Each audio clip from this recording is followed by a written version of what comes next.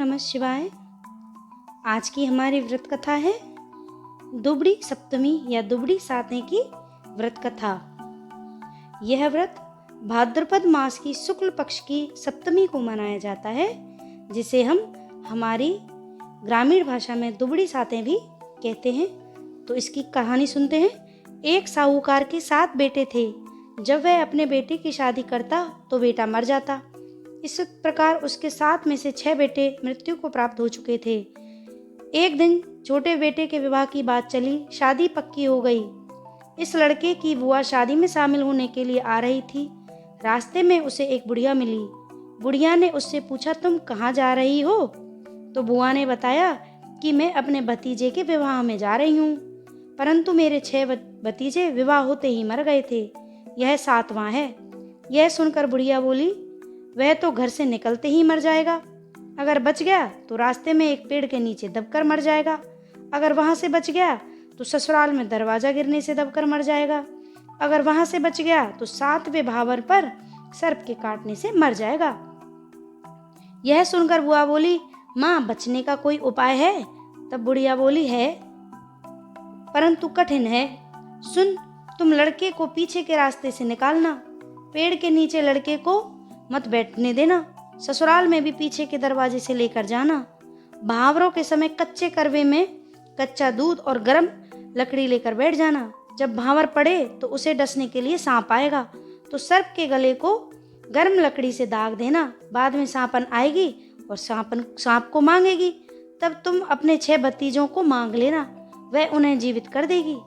इस बात को किसी को बताना नहीं तो तुम और वह सुनने वाला दोनों मर जाओगे, लड़का भी मर जाएगा।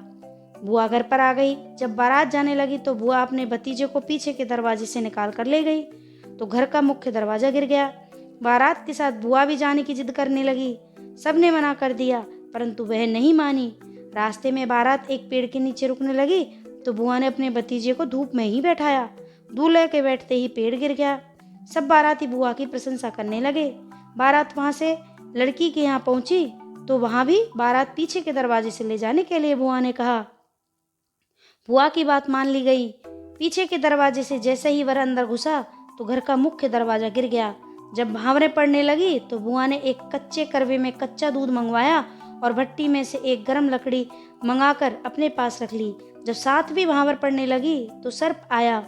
बुआ ने दूध से भरा करवा सर्प के आगे कर दिया। जब सर्प दूध पीने लगा तो बुआ ने सर्प के गले को जलती लकड़ी से दाग दिया। बाद में सांपिन आकर अपने सर्प को मांगने लगी तो बुआ ने कहा, पहले मेरे 6 भतीजों को लाओ, तब तुम्हें सांप मिलेगा। सांपिन ने उसके 6 भतीजों को जीवित कर दिया और सांप को लेकर चली गई। यह देखकर सब बाराती बुआ की प्रशंसा करने लगे। बारात के घर वापस आने पर बुआ ने सप्तमी के दिन दुबड़ी की पूजा की। इसी कारण इसको दुबड़ी सातें कहते हैं। दुबड़ी मैया, जैसे तूने बुआ के 7 भतीजे दिए, वैसे ही सबकी रक्षा करना। अब हम जानेंगे इस व्रत को करने का विधान। एक पटरे पर दुबड़ी यानी कुछ बच्चों की मूर्ति, सर्पों की मूर्ति, एक मटका और एक औरत की मूर्ति मिट्टी से बना लें। उनको जल, दूध, चावल, रोली, आटा, घी, चीनी मिलाकर लोई बनाकर उनसे पूजें और दक्षिणा देवें। भीगा हुआ बाजरा भी चढ़ावें। मोट बाजरे का बायना निकालकर सास को पांव छू कर देवें। फिर कहानी सुनकर ठंडा भोजन खाना चाहिए।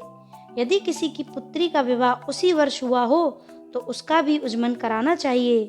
उजमन में मोट बाजरे की 13 कुड़ी करके उसके ऊपर एक साड़ी, ब्लाउज रखकर तथा 1 रुपया रखकर सासू जी को पैर छूकर दे देनी चाहिए।